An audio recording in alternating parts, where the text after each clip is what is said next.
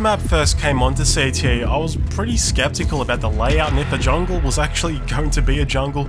Recently there was an update that eased my concerns, and from that my view of the community map project is a hell of a lot more positive than it was just last week.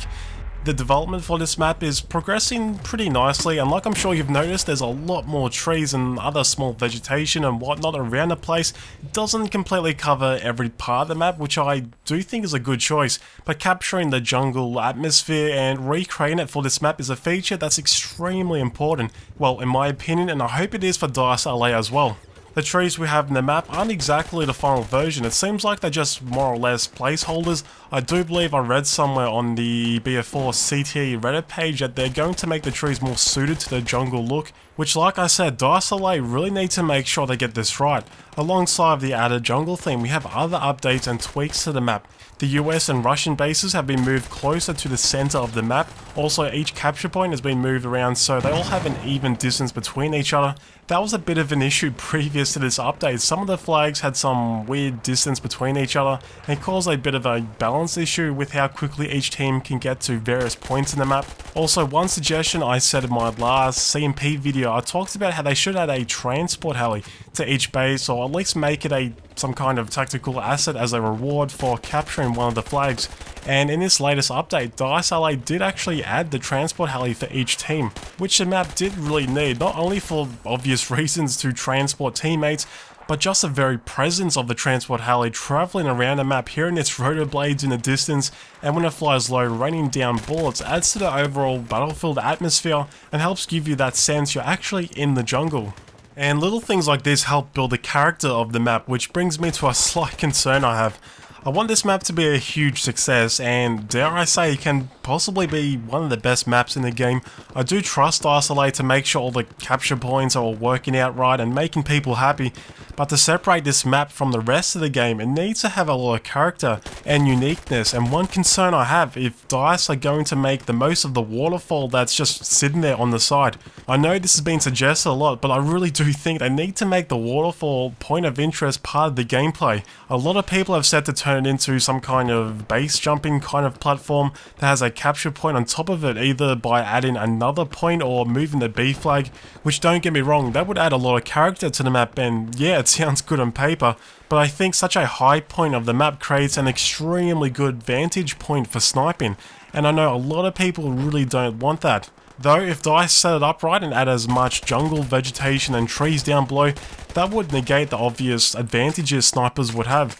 Another option I prefer is maybe add a fairly large cave of some kind down the base of the waterfall. Placing a capture point here would be great, maybe even move the B flag inside here. And on top of that, I'm gravitating towards adding a vehicle asset at this location that spawns once it's captured by either team. One idea I had was, instead of giving the tank for the American and Russian teams, swap it out for the LAV and add the tank to the waterfall capture point. So that gives each team an extremely high tactical incentive to capture and hold that position. Because right now, I feel like the C flag gets majority of the attention in the games that I've played so far. I don't know what you guys think about that. Leave a comment down below if you dislike or like that idea. And speaking of different capture points, Point A, which is the medical clinic point of interest, has been updated and it's actually starting to look like a facility. And by the way, each building here is mostly destructible, which is really refreshing. I have been playing Hardline for the past couple of days and the destruction in that game is a complete joke. So it's nice to know buildings that you expect to be destructible can actually be destroyed. But other than that, that's pretty much all the updates for the jungle map. Like I said, it is coming along very nicely.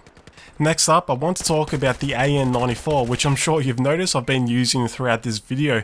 I normally use a RPK-74M LMG because that gun is actually very impressive. If you didn't know, its stats have been completely overhauled comparing to how it is at the moment in retail BF4.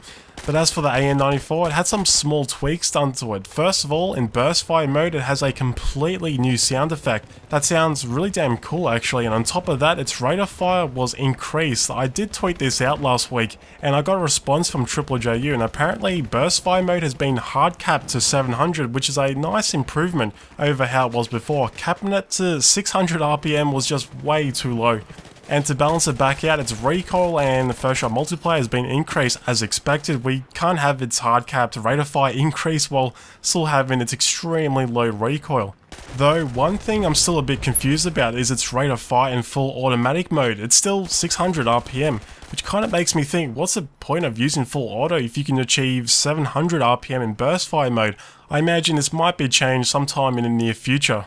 Also, you may have noticed I'm using the HE grenade underbarrel attachment for some of the gameplay, with the jungle map becoming more and more of an actual jungle. Seeing as we have the AN-94, I was kind of thinking back to Bad Company 2, with a similar setup and all the destruction and jungle maps in that game. It made me want to try it out in the BF4's jungle map.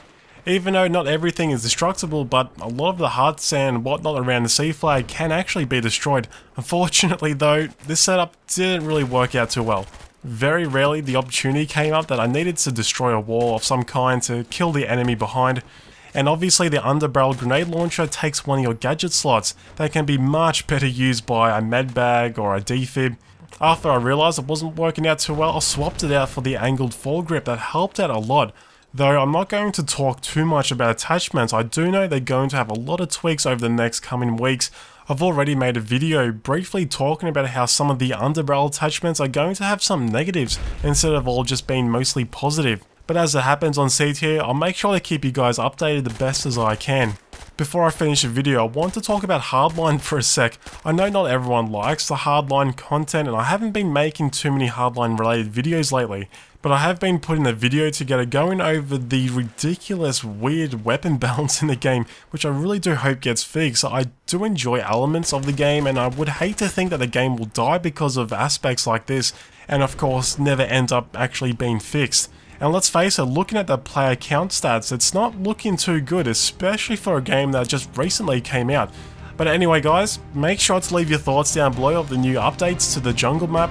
If you have any good ideas to improve it, make sure to leave a post on the BF4 CTE Reddit page or just leave a comment down below.